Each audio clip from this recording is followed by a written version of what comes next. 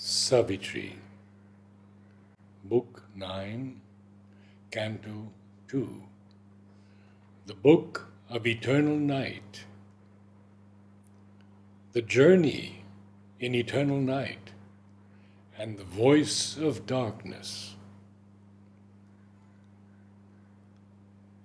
A while on the chill, dreadful edge of night, all stood as if a world were doomed to die, and waited on the eternal silence brink.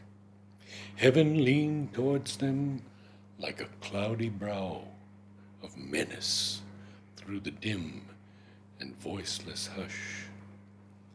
As thoughts stand mute on a despairing verge, where the last depths plunge into nothingness, and the last dreams must end, they paused.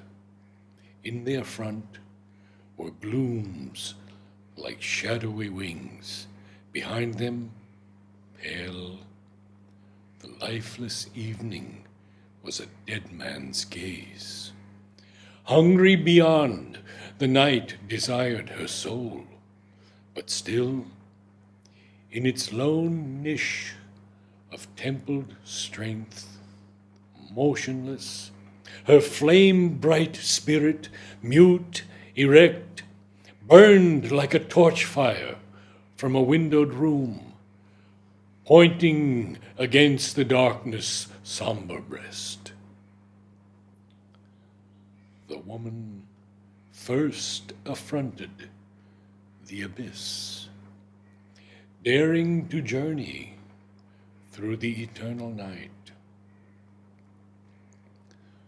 Armored with light, she advanced her foot to plunge into the dread and hueless vacancy.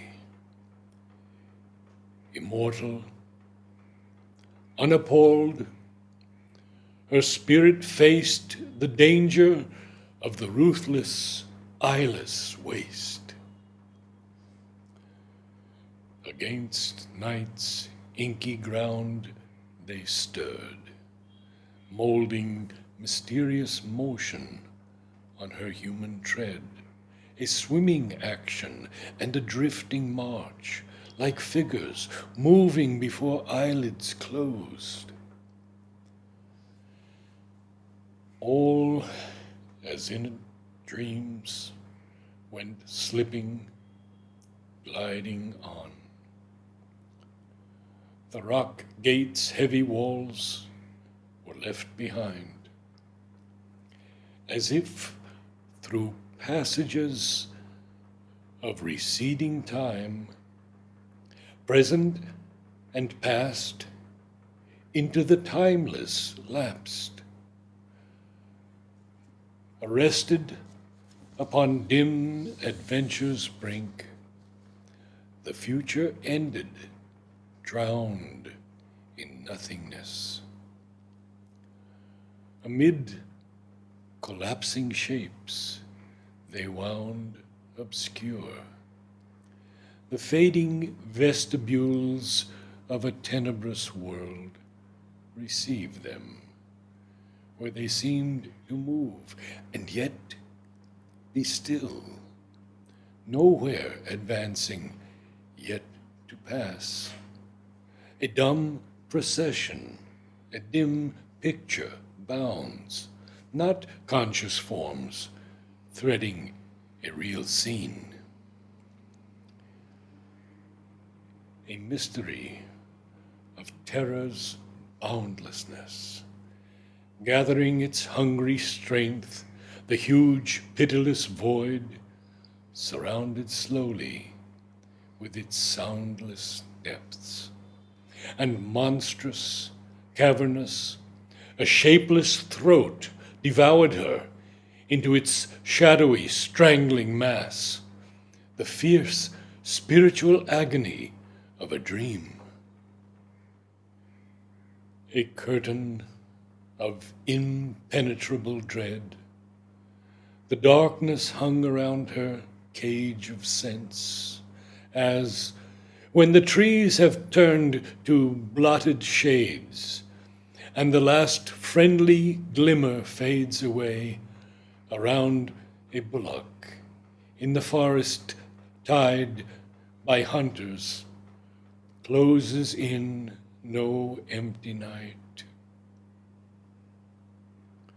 The thought that strives in the world was here unmade. Its effort it renounced to live and know. Convinced at last that it had never been, it perished, all its dream of action done. This clotted cipher was its dark result. In the smothering stress of this stupendous naught, mind could not think, breath could not breathe, the soul could not remember or feel itself. It seemed a hollow gulf of sterile emptiness, a zero, oblivious of the sum it closed, an abnegation of the Maker's joy, saved by no wide repose, no depth of peace. On all that claims here to be truth and God and conscious self and the revealing word and the creative rapture of the mind and love and knowledge and heart's delight, there fell the immense refusal of the eternal no, as disappears a golden lamp in gloom, born into distance from the eye's desire, into the shadows vanished Savitri. There was no course, no path, no end or goal. Visionless, she moved amid insensible gulfs, or drove through some great black unknowing waste, or whirled in a dumb eddy of meeting winds, assembled by the titan hands of chance. There was none with her in the dreadful vast. She saw no more the vague, tremendous God. Her eyes had lost their luminous Satyavan. Yet, not for this her spirit failed, but held more deeply than the bounded senses can, which grasp externally and find to lose its object loved. So when on earth they lived, she had felt him straying through the glades, a scene in her, its clefts, her being's vistas, opening their secrets to his search and joy, because to jealous sweetness in her heart, whatever happy space his cherished feet preferred, must be at once her soul embracing his body, passioning dumbly to his tread. But now,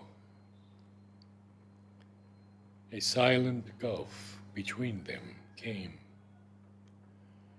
and to abysmal loneliness she fell.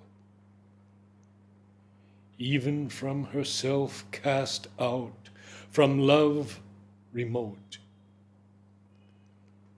Long hours, since long it seems, when sluggish time is measured by the throbs of the soul's pain. In an unreal darkness, empty and drear, she traveled, treading on the corpse of life, lost in a blindness of extinguished souls. Solitary, in the anguish of the void, she lived in spite of death. She conquered still. In vain her puissant being was oppressed.